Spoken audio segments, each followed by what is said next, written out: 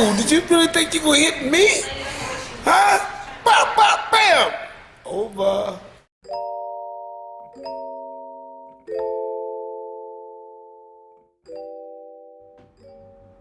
Hey guys, before this video starts, I want to issue a disclaimer and let you know I got the names mixed up, the last names mixed up when it comes to Hector Garcia and Fernando Martinez, who both fought on this card and both pulled off two major upsets. So you guys are going to hear me call Hector Martinez throughout this video. So instead of me re-editing the whole video or doing it all over again, I just wanted to give you guys the heads up. Thanks for watching. Ladies and gentlemen, after 12 rounds of action, the judges are in agreement. We have a unanimous decision. Here are the score totals. Judges at ringside, Steve Weisfeld and Dave Moretti both scored about 118 to 109. Patricia Morse, German, sees it 119 to 108. All three in favor of the winner of the WBA Super Featherweight World Title Eliminator, Hector and Garcia. Upset Mania. Dante's Boxing Nation, what's going on, guys? It can be argued that we have just seen three of the biggest upsets of the year by far already. And I'm including the Josh Taylor fight because that fight was perceived as a robbery. But I'll talk about that in a separate video. But Chris Colbert, Little B-Hop, gets dominated by the undefeated hard-punching Dominican Hector Martinez. I was extremely impressed with Hector Martinez's performance because he was able to adapt and adjust to whatever it was that Colbert brought to the table. When Colbert tried to fight on the inside, Martinez had an answer. When he wanted to go into the Floyd shoulder roll and try to box and stand in the center of the ring, Martinez, he had an answer. When Colbert just wanted to move and no longer engage, Martinez was still winning the rounds. He was still the one still landing punches. He showed a lot of intelligence in this fight. He knows how to use intelligent aggression. Now, Hector, he took this fight on a 2 weeks notice. And something else a lot of people probably didn't know about Hector going into this fight is he has over 300 amateur fights and he went to the Olympics. And that experience showed in this fight. Now, in the first round, Colbert, he comes out. You can tell he's trying to read Martinez. But Martinez is winning the round as Colbert is trying to read him, right? So then in the second round, Colbert comes out. He goes straight into the pickaboo high guard. You can tell that he's going to try to beat Martinez at his own game because Martinez is an aggressive fighter. But once again, Martinez, he had an answer for that as well, and he was still landing the majority of the punches in the fight.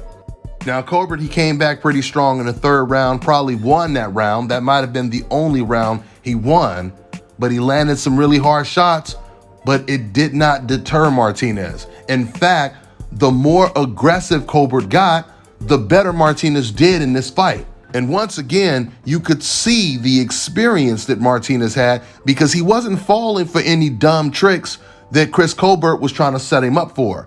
For example, there were times when Chris, he would try to go into the corner and he would try to bait Martinez in, right? And when he would do that, Martinez, he would get off a quick 3-4 punch combination and then jump right out.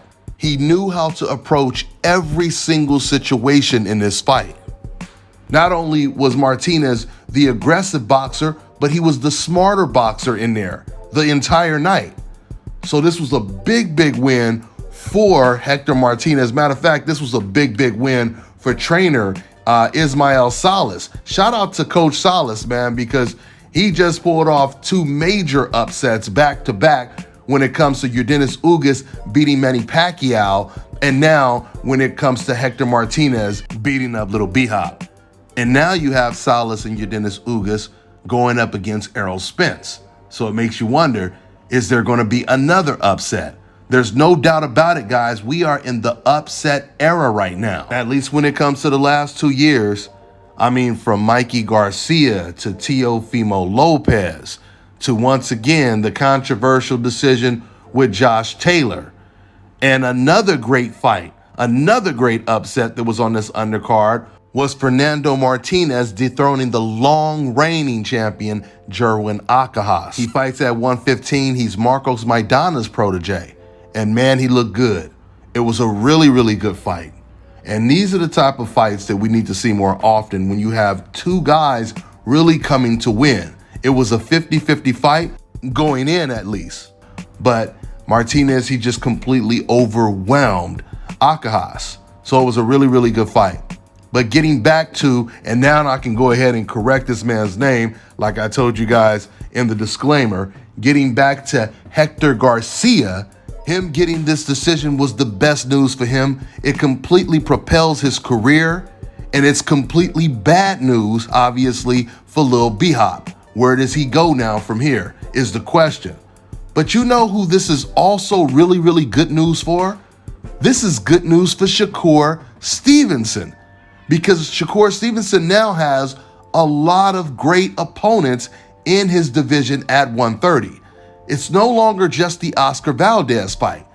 He now has the option to fight against this man who just beat Chris Colbert, because Chris Colbert was really never in a hurry to fight against Shakur Stevenson anyway. In fact, Chris Colbert, he was originally supposed to fight the WBA champion Roger Gutierrez, but Roger had to pull out because of COVID, or at least that was his claim.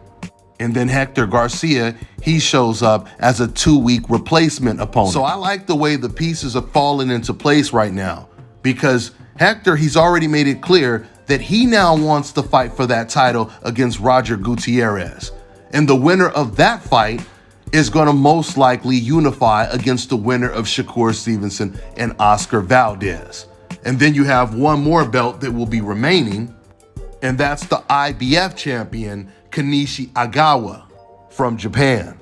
So congratulations once again to Hector Garcia. This was a huge win, huge upset to really start off the beginning of this year. That's all I got for now, guys. I'm on to the next one.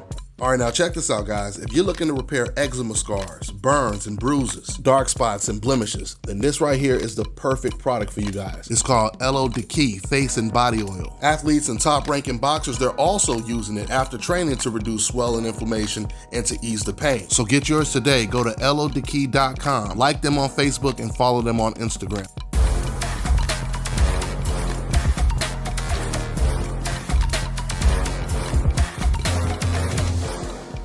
My name is Chris, and I'm all the way here from Anchorage, Alaska at Scalp Carolinas, and I'm here for my second treatment of SMP.